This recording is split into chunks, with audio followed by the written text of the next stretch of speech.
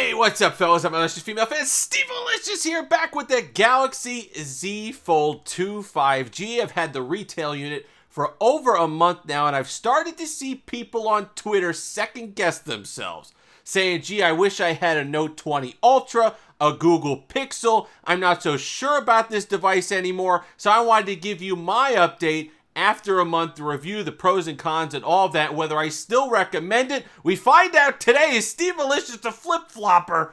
Someone who's going to run with his tail between his legs and go back on his own recommendation today on this edition of Steve Malicious Tech.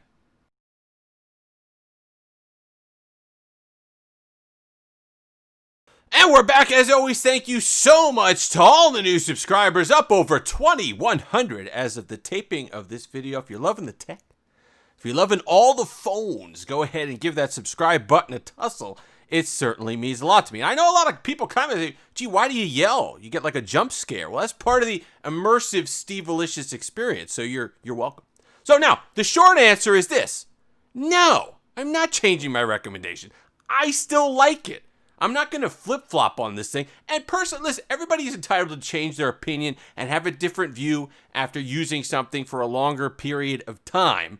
But the idea that people could go out and tell you to spend $2,000 and then all of a sudden a month later saying, oh, I don't know about that $2,000. Suckers, LOL.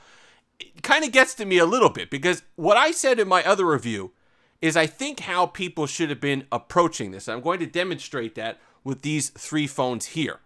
I don't think you should go into this thinking all of a sudden you're going to be a multitasking king. It's like when you get like a gym membership and then all of a sudden you're going to be Jack LaLanne or Richard Simmons. I don't know why those are the only two fitness people I could possibly think of from 35 years ago, but well, maybe it's because, I always wanted a deal meal as a kid. The card systems, because they were color coded, and I thought that was really, what were we talking? Right, multitasking. Don't think that you're all of a sudden going to be multitasking 20 times a day when you really weren't before, because it's not going to happen. I don't think it's the best experience on the Fold 2. I think you could just do the same things that you always did, but enjoy the extra screen real estate. So let's look at this in terms of cars, okay? So over on your left, you have a sporty little convertible, nice looking. You got your iPhone 12 Pro. In the middle, this represented here by an S10 Plus. You have your luxury mid-size sedan. And then on your right, you have the Fold 2, which I think is represented by a luxury SUV. They all have the same goal. They're all going to get you there. Their purpose is to drive you somewhere. But it's the experience of getting there that's going to change. When you go up to a luxury SUV, you're higher up on the road. You're going to see more stuff around you. And you're going to have more space inside the vehicle to do some of the things that you want to do that you don't have on a luxury sedan. So if you go in thinking that, oh, it's going to be just like my S10 Plus, but I'm going to be able to multitask and stuff on it and have a similar experience, I think after a month, yes, you will come out disappointed. That's why in my week review, and again here, I'm going to urge people, if you're looking for this device, understand you're getting a different experience, but I don't think it's going to be an experience where you have 3 apps open at once and you enjoy that. You're not. I don't think so. You might be someone who does that and enjoys it.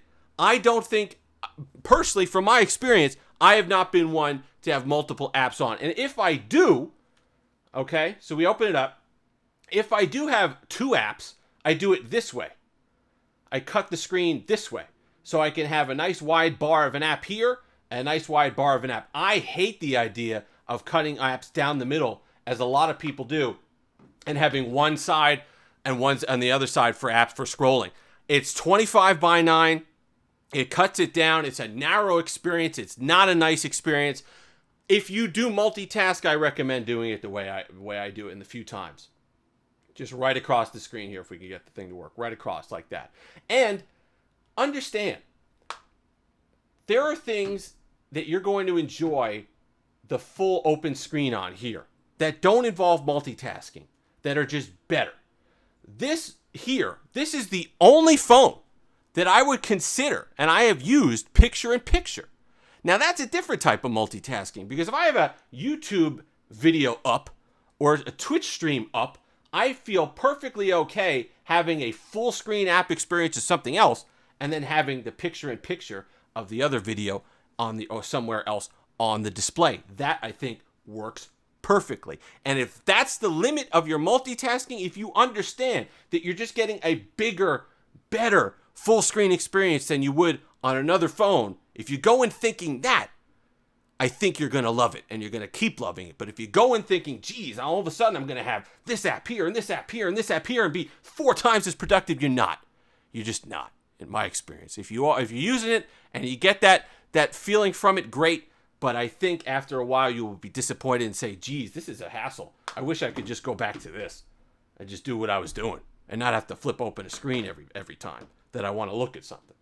So let's talk about some of the things that I think they need to fix and some of the things that may have changed. The first thing, I did take this out in the sunlight now that I have a case on it, and you will notice the screen smudge. The screen smudging is intense. And unlike other phones where you could just kind of, wipe off the screen with a microfiber and you're good to go because it's glass, because of the protector on it, I understand you could take it off. Okay? For those of us who want to be safe. This thing smudges up, and I understand you can use liquids and stuff like that, but if you're outside, you want to use your microfiber and go over it, but if the sun hits it or if it's an overcast day, prepare for the screen to be a little bit harder to use with the smudging. The hinge. This was I don't want to call it a problem. Maybe it's a design thing where it just breaks in, but much like on the Fold 1, the hinge, I'm not saying, it still holds in every position. Not a problem. Not even a second.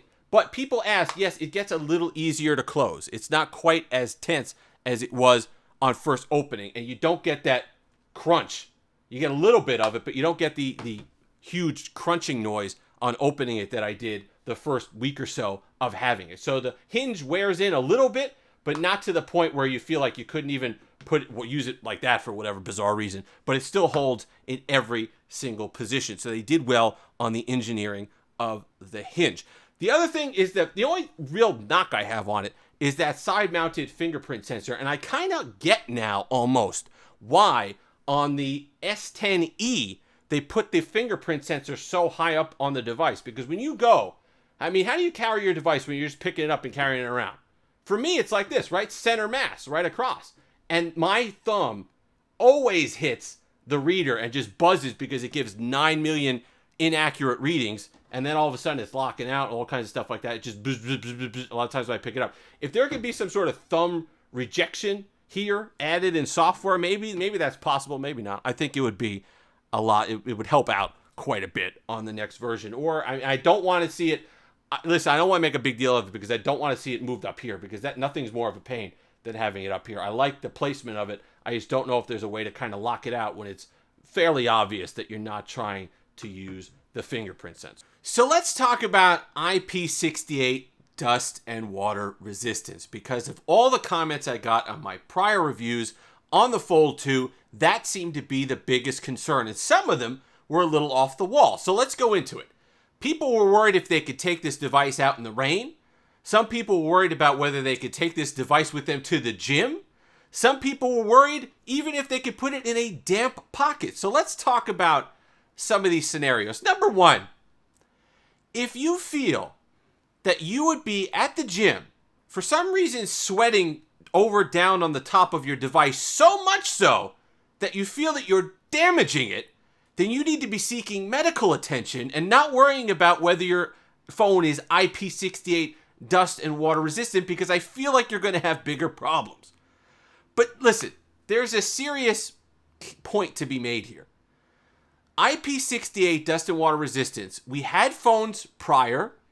I don't want to say we're going to have phones after, but we've had phones before that did not have this standard. And it doesn't mean that they do absolutely nothing to make sure that your phone is protected against water. It just means on this device, because of the hinge, it's a little tougher to make it completely watertight. But you'd be surprised. We've been conditioned by marketing to freak out and think that if it doesn't have that certification on it, that if the humidity is too high, these things are going to stop working. It's not the case.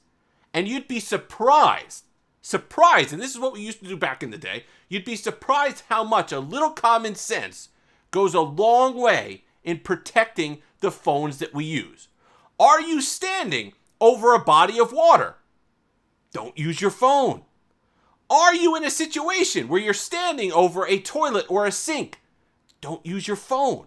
Are you standing on the bank of a river or on a beach overlooking the ocean? Don't use your phone. Are you in the middle of a street, an awning perhaps, underneath you where it's pouring down like a waterfall? Don't have your phone open. You'd be surprised, 20 plus years, even more than that now, of electronic devices, and I've never, knock on wood, lost one to water damage. Because I think we put ourselves in these goofy positions and think that the certification is going to somehow magically get us out of it. No. Use common sense with your Fold 2 and you will be fine. And I don't blame the people who are commenting and freaking out saying, geez, can I even put it in my pocket if my jeans pocket is damp? Yes, you can. But do you want water pouring and flowing over it and sitting in a puddle in the middle of the street? No. So let's go with that. But like I said, I don't blame the people who made those comments. You've been conditioned by both reviewers and marketing to think that it's the end of the world if these devices don't have that certification. But at the end of the day, with all of that, I'm still a huge fan of the Fold 2. If you're still on the fence, which I absolutely understand, I highly recommend getting one of them. Like we said earlier, don't get into it because you think you're going to become this Greek god of multitasking. You're not. If you get into it thinking, like I said before, it's kind of that step up from luxury sedan to luxury SUV, where you're just getting more and going to have perhaps a better experience based on what you're looking for, the Fold 2 is definitely the way to go. We could still want improvements for a Fold 3. We could say, hey, this has had some things that really need technical stuff, hinge stuff that needs to be changed for the next one. But as far as changing the recommendation goes, I think you were getting into it with the wrong mindset if a month later you think that this isn't the device for you. And I hope if you bought one that you're still feeling confident. You're not wavering like some of these people, or you're listening to all these videos and, geez, I don't know if I should like it anymore. Love your purchase. Get to know how to use it. Get to know how you like it and things that you do that it can do better. And I promise you there's plenty of things that this thing can do better than your slab phone, and you will absolutely enjoy the experience that much more. If you've made it this far, like, comment, subscribe, all that fun stuff. Until next time, have that Steve-alicious day.